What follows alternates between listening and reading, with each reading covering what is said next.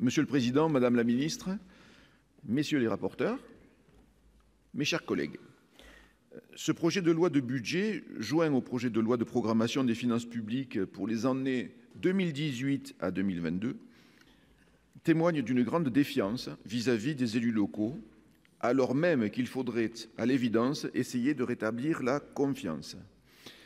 Les concours financiers de l'État aux collectivités territoriales subissent une nouvelle baisse en volume qui atteindra 5% au terme de la programmation quinquennale. Les dotations d'investissement relevant de la mission Relations avec les collectivités territoriales connaîtront dès l'année prochaine une diminution conséquente en autorisations d'engagement, masquée dans le projet de loi par des effets de périmètre. Cette baisse atteint 29% en volume pour la seule dotation de soutien à l'investissement local. Oui, l'État est dans une situation de défiance à l'égard des collectivités. Il y a aussi des comportements insidieux, comme la ponction de près de 200 millions d'euros sur les agences de l'eau. Ces dernières accompagnent les communes qui, conformément à la loi sur l'eau, souhaitent rendre au milieu naturel une eau assainie.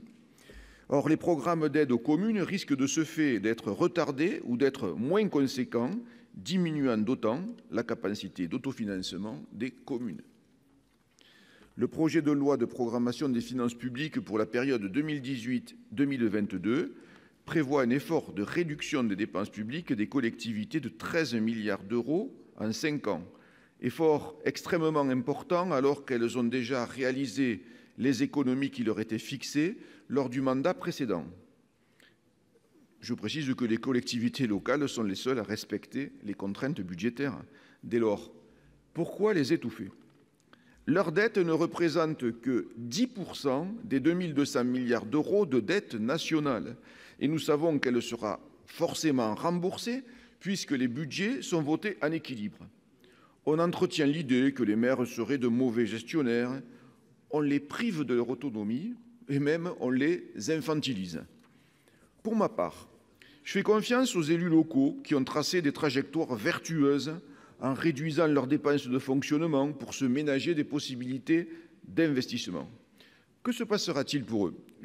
En Aveyron, par exemple, le conseil départemental a réduit notoirement son personnel pour continuer d'investir, et nous investissons à peu près 40 millions d'euros par an sur les routes. Ce n'est pas rien, d'autant que dans le BTP, 60% de l'investissement est de l'investissement public. Et le président Requier m'indique qu'on a de belles routes en Aveyron, j'en suis très heureux. Cette mission budgétaire, précisément, ignore ostensiblement les départements. Or, les départements assurent pour le compte de l'État, sur leurs propres deniers, 3 allocations individuelles de solidarité, la PCH, l'APA et le RSA, tout en faisant face à la division par 2 du fonds d'urgence doté de 200 millions d'euros. Chacun s'accorde à reconnaître que la situation financière d'une grande majorité de départements est critique.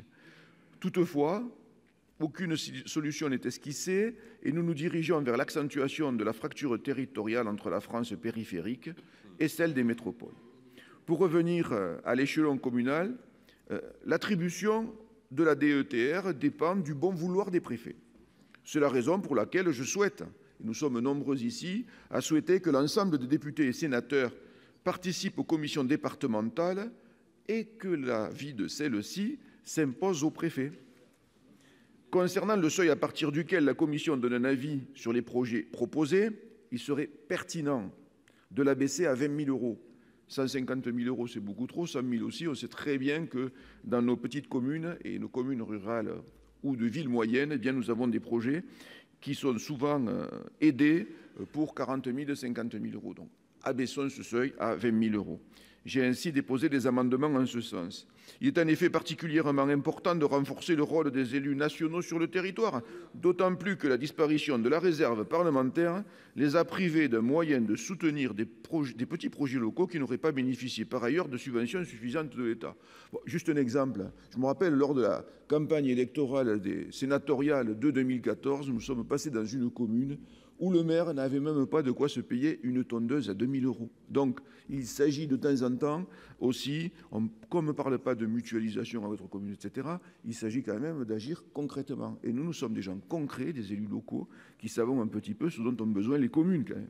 Il apparaît également nécessaire d'abaisser le seuil d'éligibilité de la DETR, qui est d'un grand secours pour nos petites communes. Pour conclure, je voudrais profiter de cette tribune pour rendre un hommage appuyé à tous les maires des petites communes rurales et les autres, ces élus exemplaires qui ne comptent pas leur temps pour rendre service à leurs administrés, qui s'engagent au quotidien pour dynamiser leur territoire, pour créer du lien avec, bien souvent, hélas, peu de moyens. Je veux ici saluer leur engagement au service de l'intérêt général. Madame la ministre, mes chers collègues, les élus locaux, les maires, n'ont que faire des déclarations d'amour à leur égard. Ce qu'ils veulent désormais, ce sont des preuves d'amour. Ce projet de loi de budget ne répond ni aux besoins ni aux attentes de nos collectivités territoriales. Bien au contraire, il dessine des perspectives très préoccupantes, non seulement pour leurs ressources et leur autonomie financière, mais également pour l'investissement local. Aussi, le groupe Les Indépendants ne votera pas les crédits de la mission Relations avec les collectivités territoriales du projet de loi de finances pour 2018. Merci.